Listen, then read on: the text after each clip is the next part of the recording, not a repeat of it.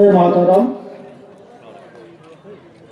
সর্বপ্রথমে আজকের মঞ্চ থেকে 1998 সালে আজকের দিনে বাংলার বাঘিনী, বাংলার মা, বঙ্গজননী মমতা বন্দ্যোপাধ্যায় সারা বাংলার মামাটি মানুষের কথা ভেবে যে দলটা প্রতিষ্ঠা করেছিলেন, আজকের মঞ্চ থেকে নত মস্তকে মানবিক মুখ্যমন্ত্রী মাননীয় মমতা বন্দ্যোপাধ্যায়কে প্রণাম জানাই।